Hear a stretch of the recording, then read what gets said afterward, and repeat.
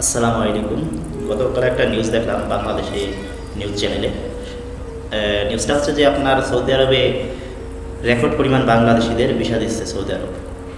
মানে তারা এই কথা বলছে যে স্বাধীনতার পরে এমন ভিসা, এত ভিসা কিন্তু সৌদি আরব কখনো বাঙালিদের দেয় নাই।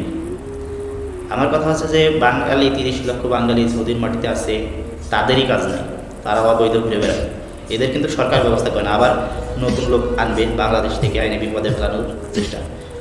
সো যারা আসবেন ভাইবে চিন্তে কিন্তু আসবেন। সৌদিতে কিন্তু বর্তমান কাজের খুবই সংকট। আপনি মনে করবেন আমার আপন লোক আছে কাজ দেবে, কখনো না।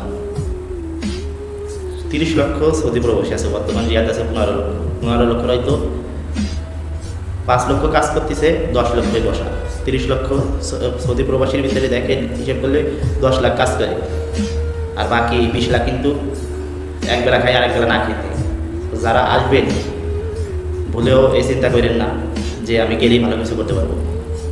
আর বিশেষ করে যে বাংলাদেশের সরকার যে বাংলাদেশ থেকে এদেশে লোক পাঠাবে, এদেশের সরকারের সাথে কী চুক্তি করেছে?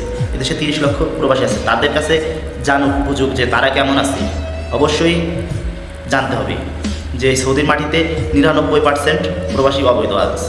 99% প্রবাসীরই 99% প্রবাসীর ইকামা নাই, অবৈধ।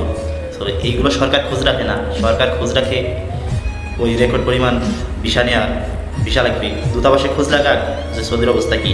তো এইগুলা বাদ, যে রেকর্ড পরিমাণ ভিসা লাগবে না বাঙালিকে। শুধু সৌদির মাটিতে যেন বাঙালিরা বৈধভাবে থাকতে পারে, এইটাই যেন বাংলাদেশের সরকার সৌদি সরকারের সাথে বসে আলোচনা করে একটা কিছু করে। ওই বাংলাদেশ থেকে নতুন করে একটা লোক এনে তার ফ্যামিলিটাকে ধ্বংস করবে, তার ভবিষ্যৎটাও ধ্বংস করবে।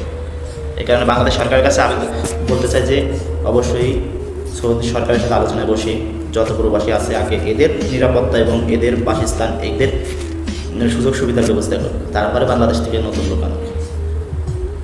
আবার বাংলাদেশ দূতাবাসে এরা বসে বসে গাঁজা খায়। এরা কখনো বাংলাদেশ সরকারের কাছে রিপোর্ট দেয় না কী কারণে সৌদি প্রবাসী 99% প্রবাসী এসে অবৈধ যায়, কী কারণে কাজ পায় না। অনেকে বলে দক্ষ নয় বলে কাজ পায় না, সবাই দক্ষ, কিন্তু কাজের সংকট। এত লোক কাজ করবে কোথায়? কাজ করলে অপরিমাণ খরচ, কাগজপাতি করতে ভিসা করতে অনেক টাকা খরচ হয়ে যায়, এই কারণে সমস্যা। সকলে ভিডিওটি শেয়ার দেবেন এবং সকলে আপনাদের মতামত কমেন্টে জানাবেন, যেন নতুন প্রবাসীরা আসবে না আসবে সৌদির মাটিতে, এই ব্যাপারে আপনারা আপনাদের মতামত জানাবেন। আর অবশ্যই আমরা যত সৌদি প্রবাসী আছি বাংলাদেশ সরকারের কাছে আকুল আবেদন করতে চাই যে আগে এই দেশে যারা আছে তাদের সুযোগ সুবিধা নিয়ে কথা বলুন। দেশের থেকে ভিসা দিয়ে, নতুন ভিসা দিয়ে এই দেশে নতুন লোক যেন না পাঠায়। সকলে ভালো থাকবেন, আমাদের জন্য দোয়া করবেন। আল্লাহ হাফিজ।